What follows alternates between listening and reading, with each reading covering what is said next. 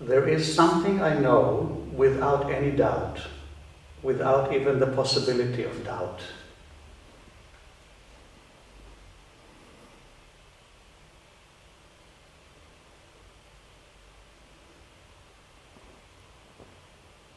Yeah, so I would say that in all of my life, there's been this sense of the unity of all things, the constant interconnection of all things. I had this from a very young age. Like my earliest experience is when I was 4. And I had peak experiences throughout my life, when I was 4, when I was 8, when I was 13, and I vividly remember them. And then of course when I was older, and from the very first experience I knew that this interconnectedness, this unity, this oneness, this field of consciousness was my deepest experience of this is what existence is. Including me, but not limited to me. This is what existence is.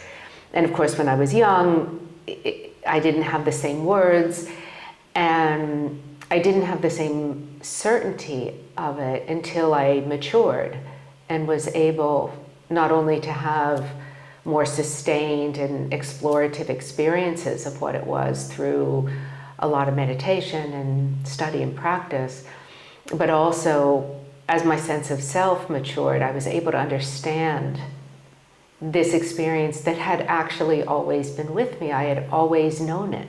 I had never really not known it. And then at a certain point I recognized, and I think it's because of that developmental maturity of understanding of self and understanding of world, that no matter what my experience was, that was still true. And so, of course, throughout my life, I had challenging times, I had times of dark night of the soul, but what was very frustrating in those moments of the darkness, really suffering and angst, was that I knew that there was nothing else I needed to know. There was nothing additional outside me that I needed to realize in order to be whole, in order to get through this time of struggling. And that used to be very frustrating, because when you're experiencing the world's closing in, or personal suffering, or relational suffering, you want something outside to come and fix you, and you want something to help you step out. You want one more realization, one more meditation experience, one more aha moment. But I already knew that I already knew. And that was something that I don't know exactly when in my life I knew that, but it was undeniable and irrefutable. And so in those most difficult moments, I always simply had to accept that there was nothing additional that I needed in order to be whole, because wholeness and unity is the essence of all things, of consciousness, of God, of whatever word you want to put to it. When I think, is there anything I can't doubt, that's irrefutable, it sounds very, I don't know, arrogant or presumptive, that, oh yes, I'm, or fascistic, I know this for certain and I'm never gonna. My experience of it isn't that like hard certainty. I'm sure of this, and this is the doctrine, and this is the truth. All I can say is that this experience of wholeness prior to anything that happened is something that's been steady, regardless of what my experience has been. So when I feel it in ecstatic moments that last for weeks and I'm filled with joy, that reinforces it, but it doesn't change it. And when I've been through years of struggle and mental and emotional suffering, it's also still been my experience. So that's how I can, it doesn't feel like a doctrine that this is what I believe. Times I wished I didn't know that, but I did. Right. Kind of reminds me of what Jeff said earlier about the realization that reality existed before before you, is prior to you. So in a way, it doesn't matter if you exist or not, which is the most extreme thing a human being could say. Yeah. So it's kind of a variation on that, what you're describing, kind of absolute radical objectivity in a way about yourself. Right. Which reminds me, in terms of what you said earlier, I often think of terms of thresholds of access and thresholds of faith. So that foundational being, you know, like you were pointing out earlier, you can look inside and there it is.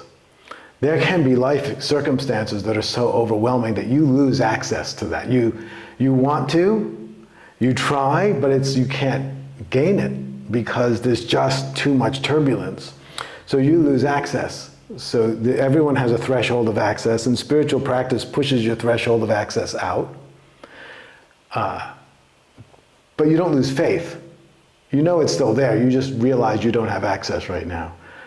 But I believe there's also a threshold of faith. And life can be so tumultuous that if you cross that threshold of faith, you end up in something like spiritual despair. You doubt. Now, and so far in my life, I've never really seemed to have come to that point, or although, you know, a few times approached it, and I felt it. I felt how, like, the next step would be to just despair, to just conclude that I had been wrong. And I think that's why I shrink a little at the possibility of doubt question, because I personally don't feel, I don't want to be beyond the possibility of doubt. You know, I always want to be aware that there could be circumstances beyond. I don't know, I feel like it's better to be vigilant and awake and aware. I don't want to become confident about my doubtlessness in a way that makes me vulnerable, you know, so it just feels safer. And I'll tell you a story which you may have heard before, and it involves Amy. It was when she was in a car accident, and the hospital called, and they said, your wife's been in a terrible car accident. She was hit head on by an 18-wheeler. You need to come to the hospital right away. I said, how is she? They said, we can't give that information over the phone. Which I think there's probably better ways. You know, they could say, she just came in, she's being worked on by a team, you need to get here. No, I can't give you that information over the phone.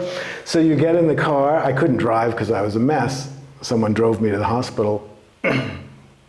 And yeah, I was completely freaked out and worried about her not being alive, worried about her being crippled or in a wheelchair or in a coma, or who knows. Nobody knew. They didn't give me any information. So there's just this physiological experience of panic, and your body and your mind is going crazy with ideas. And in the middle of it, a question just kind of appeared into my head, and it said, if the worst has happened, would life be bad? And I realized, no, life would be great. In fact, most of the billions of people on the planet wouldn't even know this happened. Almost nothing would have changed. My life would be bad. My life would be dramatically altered. But life would be just as good as it was yesterday. Like, life doesn't change. And I suddenly just felt this wave of relaxation. And the symptoms kept going, the crazy mind and the body. But I just got really relaxed, and it just was so obvious. Like, I entered into reality. And the reality is, I didn't know what had happened. And whatever had happened, I was going to deal with it. And so I suddenly had the space to decide who I wanted to be when I arrived. Did I want to be a freaked out, you know, completely in a mess, panicked husband, you know, who knows doing what? Or did I want to arrive calm and ready to be supportive of the situation? And so that deep experience of being, of the goodness of life, the goodness of being, ideally, it makes you more available to respond to life no matter how it is. Because nothing's threatened. In the big sense, nothing is threatened.